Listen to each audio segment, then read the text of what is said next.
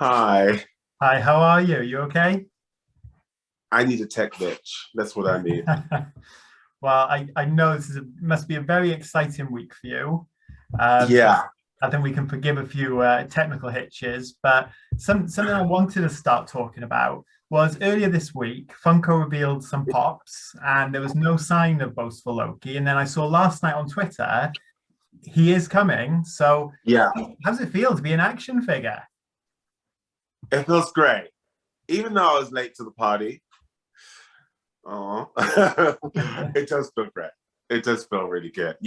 I felt like it was glaringly weird that I wasn't a part of that. Hmm. And I'm really grateful that the fans jumped on it and said, hey, we don't like this.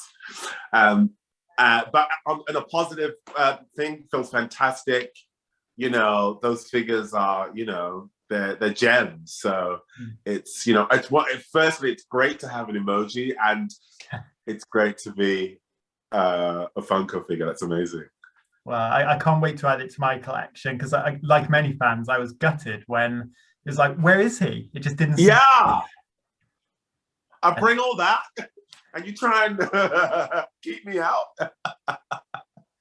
So, Yeah, but that's what's so great now. I feel like the times that we're in now, people don't let anything slip, and they pick up on stuff, and especially if you've made an impact, which is what I love as an actor, and because back in the day that wouldn't have happened, and so people get right in there. We want Boastful Loki.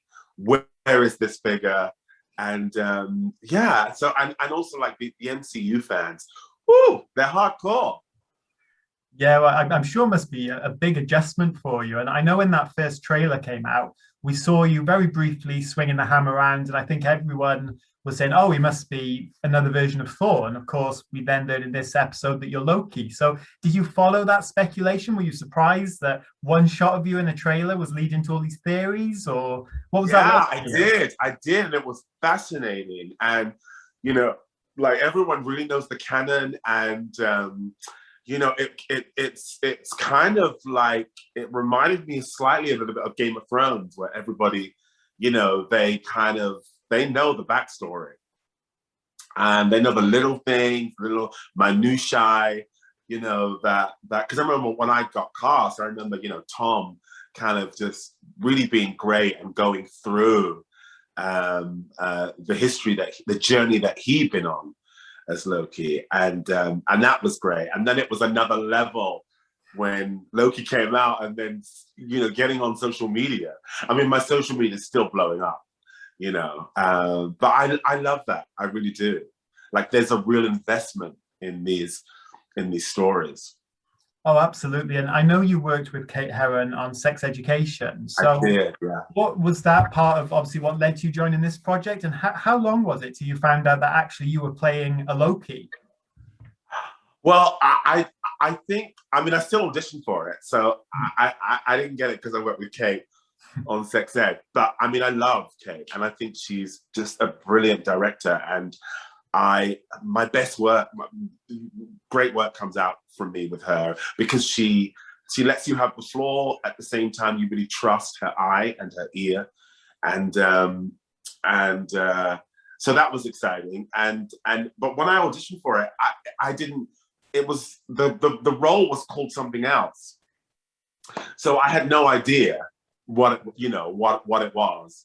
I think until I think it was like a fitting when I arrived from London in Atlanta, and I had a fitting, and then I heard the name Boastful Loki. I was like, oh my god, wow, oh my god, you're kidding me.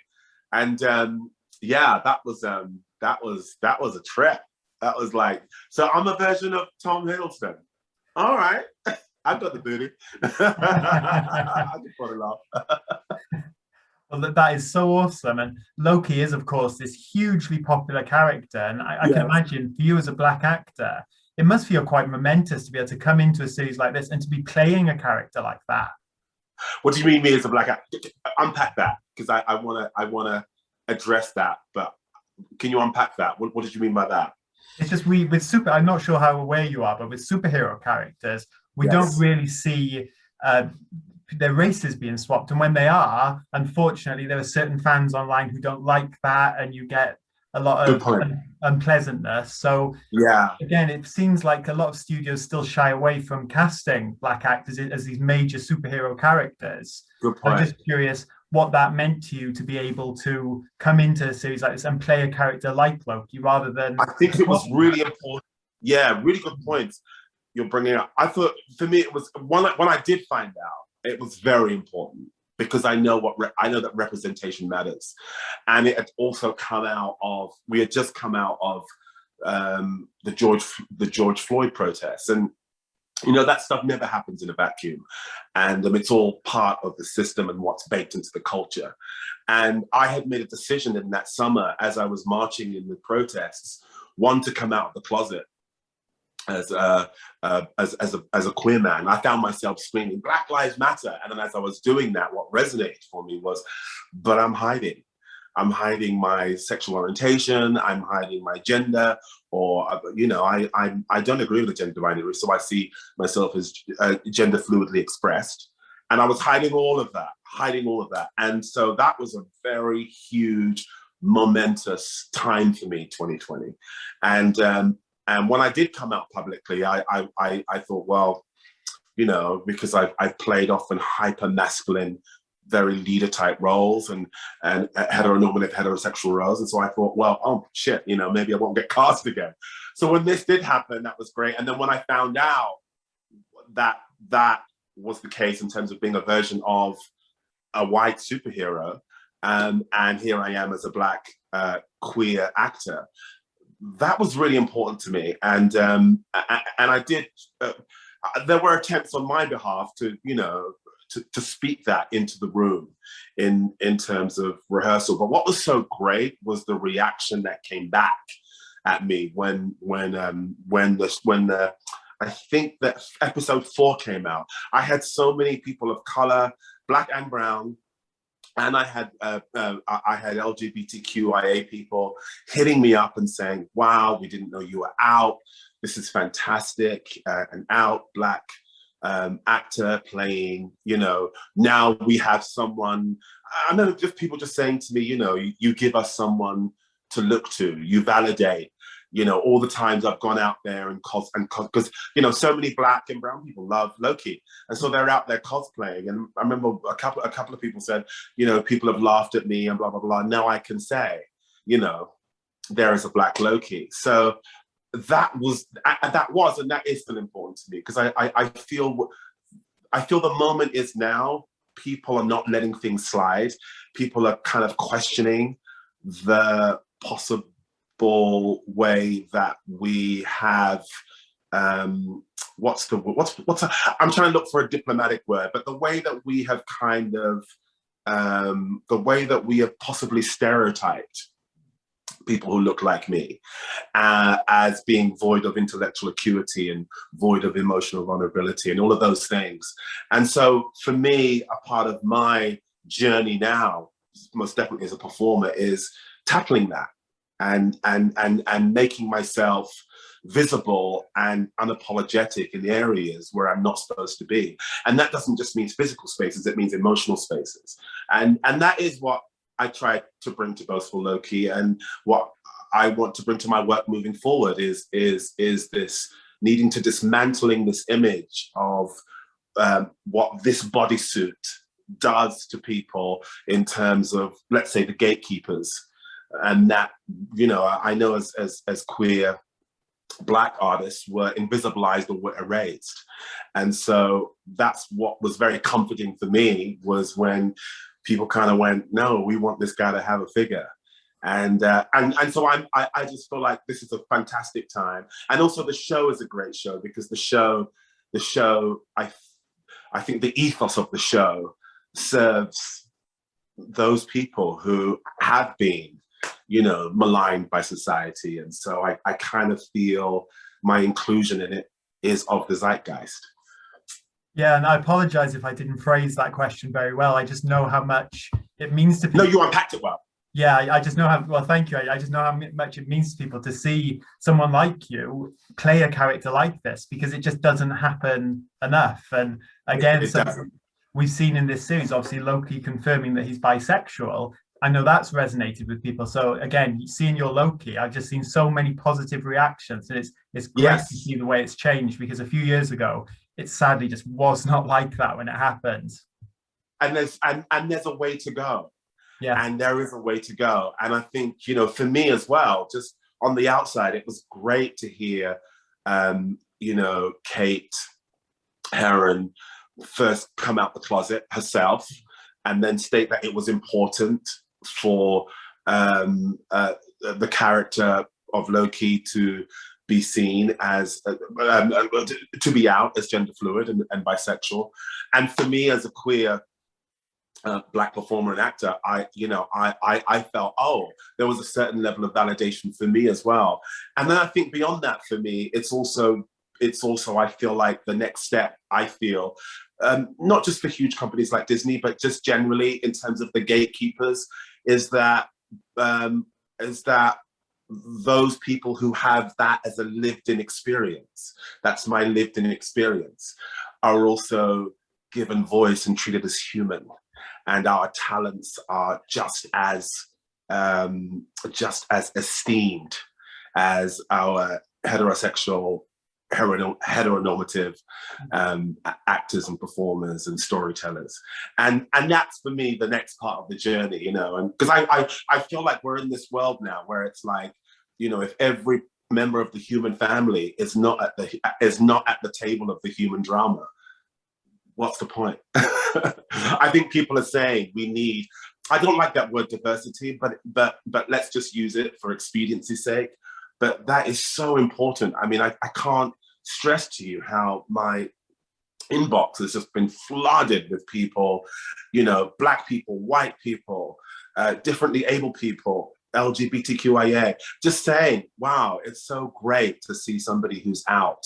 And that was a part of my decision in 2020. And I realized how important it was for me to be, I'm 6'6", I'm 265 pounds. It's so, like, and I was hiding. I was hiding behind, certain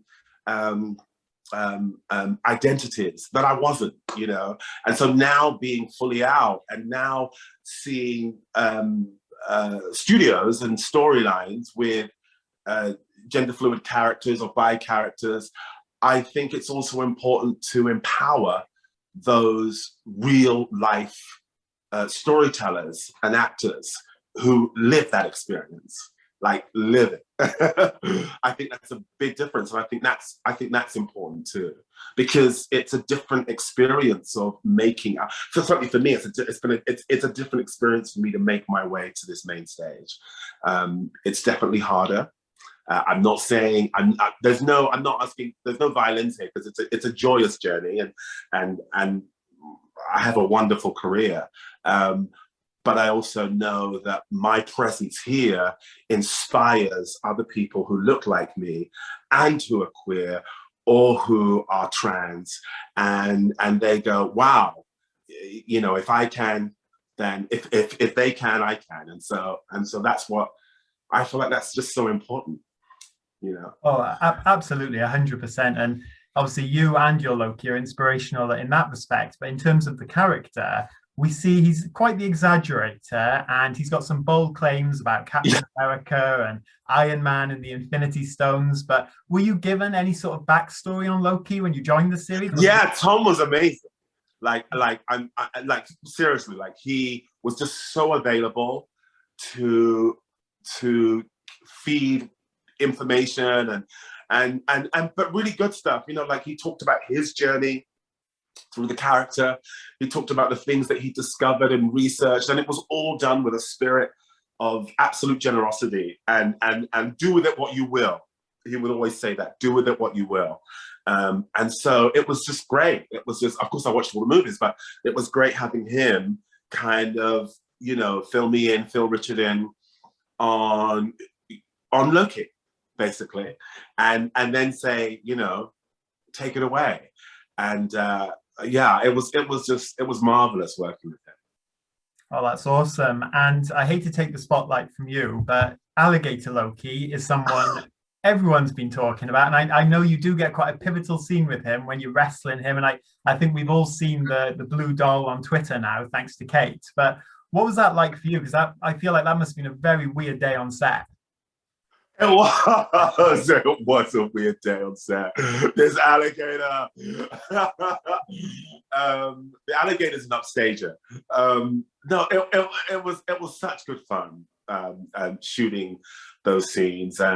Like I said, Kate is, she just infects the set with so much. It's so relaxed, so you're able to do your best work.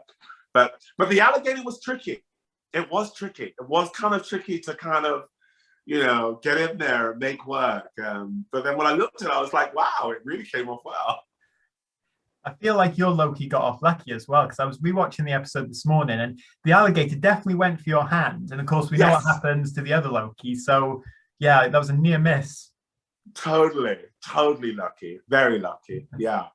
And it must have been a lot of fun, that those scenes with you and Tom, with him playing the President Loki. And it was so good. And he did a really sweet thing, because then I think we had the whole fight sequence, and he wasn't in it. He was actually, and then he went to shoot something else. But then he ran and he jumped. He was just so sweet. He just ran and he jumped into my fight sequence. Like, I think he crossed or whatever, or he jumped. Like, it was just a really great thing to do. It was just like a lovely actor supporting another actor and acknowledging that you're doing great work and wanting to. It was just a really, I'd never experienced that before. And it just touched my heart. Yeah, and it must have been fun for you as well to explore that duplicitous nature of Loki when he turns on Kid Loki and Classic Loki. That I can imagine that was a fun scene for you to pull off, being the bad one of them, I guess you would say. Yes, it was. I mean, yes, it was. It was fun. It was definitely fun. I think in terms of being the god of mischief, that was just so in line with who the Lokis are. And I guess I was the one who had to do the dirty. And that shot of you, Jack, and Richard, we first see it at the end of the 4th episode in the post-credit scene. That already feels like one of those iconic Marvel Cinematic Universe moments. So what was it like to shoot that? And I'm guessing there must have been an awful lot of secrecy given the way you guys were all dressed. It really was, but it was so exciting because I mean, the set was amazing. And it's just so atmospheric. And working with Richard and Jack is just wonderful, as is Richard. We just gelled. The 3 of us, well, the 4 of us with Tom, we just gelled. And from the first day, it was like, well, first it was weird because the read-through was on Zoom. So that was kind of weird because we were all in the hotels, quarantined. But then when we got on set, it was just when when you meet those people and straight away, you just can just be yourself. You can just completely be yourself. And that was, Richard can be a bit grumpy, but kind of very charming with it. Tom's incredibly energetic, and he's always got something to give, something to say. And then there's Jack, this, amazing young actor who just sucks everything in, and then when it's action, bang, he's like a 90-year-old in this young, because he's just so good. Like, he's such a good actor. And I just felt like the 4 of us were just a really good team. So that day when we shot that was really good fun. We were just like off takes, we were bitching or gossiping, or I remember Tom was doing a soliloquy from Henry V or something, and Richard was rolling his eyes. It must have been so surreal as well to be working with an actor like Richard, and he's decked out in this almost ridiculous, comic accurate Loki costume. That must have been just bizarre for you. Didn't he make it work though? I mean, even off camera, just the way he made it work, just the way he stood there, like, darling, just so made it, like, just so funny and contained. Like, he really made it work. And did COVID have any sort of impact on your role in the series? Because I know at the time you were shooting, I'm guessing there was a lot of restrictions in place, but did that affect anything for you, did you find? In terms of? Just in terms of whether your role was changed or if scenes had to be moved around a little bit because of, I guess, social distancing and things like that?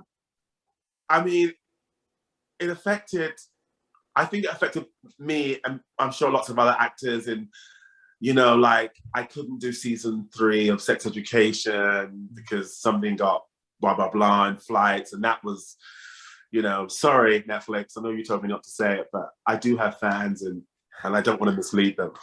And so there's that. And like those things, which are kind of, and also like when you're on set now, like it's very strict. You can only, I think, I'm not sure if this is clear, but it's like 15 or 20 minutes, and then you've got to take you got to take a break. You got to go outside and take a break, and that's really weird. All the kind of breaks, and then your masks are on.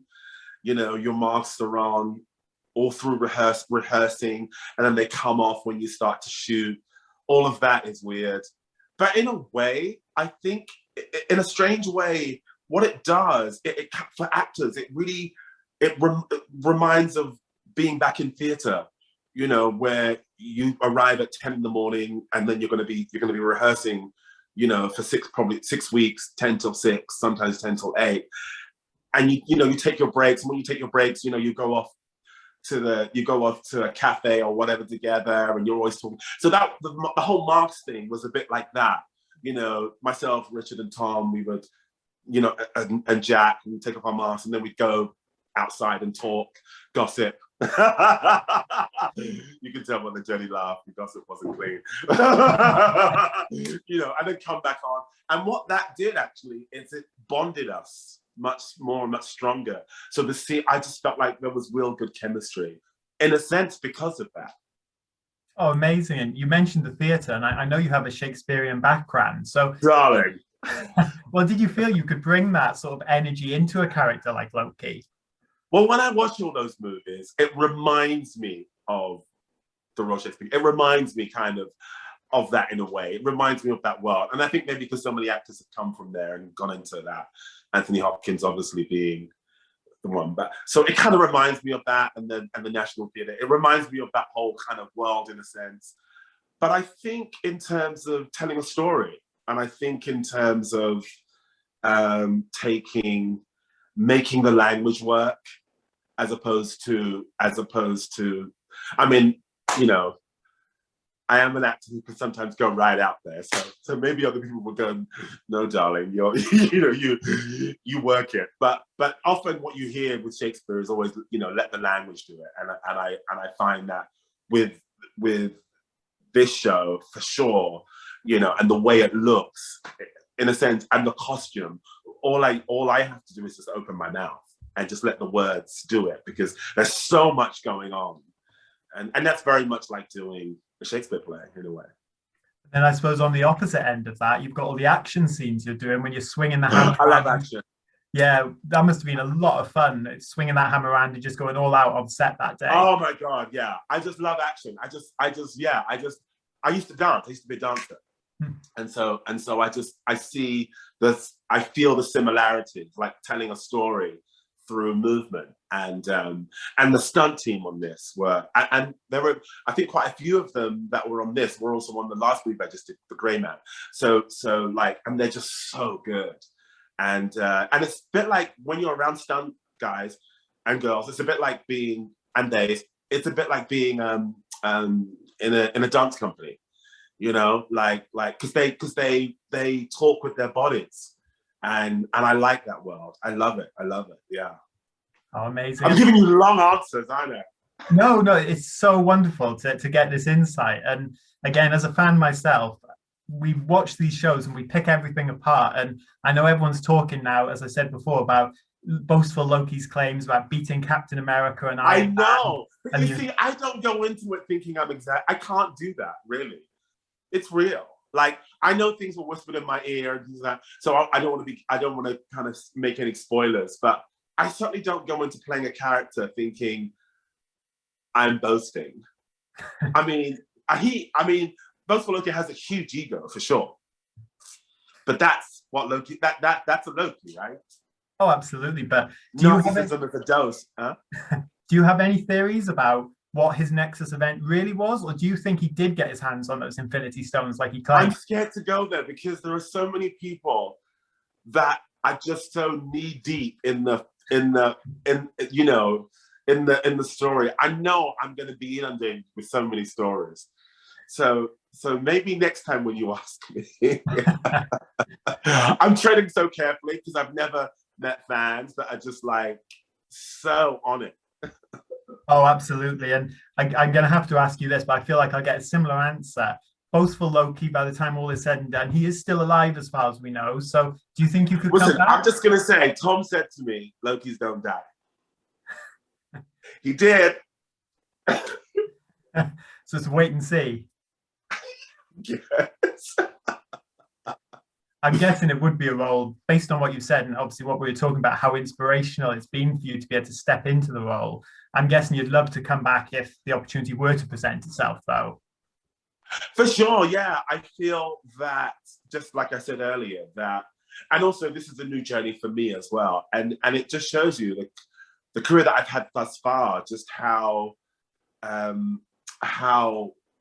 know I have so many friends, not so many. I have a few colleagues who are doing great and would never come out as of today because there's that fear of losing so much. And so when I decided to, because for me it was, I just kind of felt like I just can't. One, I didn't want to hide anymore, and two, I was just like, damn, if I want to go to a party in that miniskirt, I want to wear the miniskirt. Like I can't. I'm scared to wear the miniskirt because so and so casting director or so and so producer might see me, and so I won't get that action movie and da da da da. And I just thought, you know what? I've got the receipts. You can see me in an action movie with The Rock. You can see me, killing everyone in, I don't know, whatever movie and blah, blah, blah. It's all there. So I'm going to rock my miniskirt, God damn it. and that's so liberating because suddenly it was me just saying that author, I'm no longer prepared to cash in or negotiate my authenticity to people please or for this role. And suddenly I'll say I felt like it's made me a much better actor because my connection to my integrity is much more stronger and much more exciting. So when I do step out of the door expressing myself the way that I want to express myself, I know it's the same as when I step on set or on stage and inquire into the psychology and the emotion of this character and want to bring that forward. And I didn't realize that. I didn't realize that hiding in a way and running away, it for me, it weakened me. And now I feel in my power. And so I feel in this journey, I do for sure. I would love to come back. I mean, I have no idea where they're going or what they intend to do. But moving forward with all my projects, it's not that. I mean, most of all of the roles I've played have been heteronormative and heterosexual, and so to be in such an iconic role, and that reveal has been gender fluid, and the role is bisexual, it just is. It seems so in synchronicity with where I am and who I am, and the door that's open now in our culture, where we are asking questions and we're opening up and we're saying, we have to include everyone at this table. Oh, absolutely. And I really hope you get a chance to return to this role and explore some of those ideas. But in terms of future roles, I know you mentioned The Grey Man, which is a very exciting film, but where else could our readers expect to see you? Is there anything you can tell us about what's next for you over the coming couple of years? Oh my God, couple of years. Or months. I don't think I'm booked that far ahead. I mean, I don't want to mention a couple of things that are on the horizon until the ink's dry. Yeah. But I'll definitely be putting it on my social media. But yeah, for sure, you're going to see me coming up. And talking of social media, where can our readers find you, or for people watching this on YouTube? So DeObia Oparei on Instagram, DeObia.Oparei. I'm so used to saying that on the phone when I'm paying my bills. And where am I? And at DeObia on Twitter.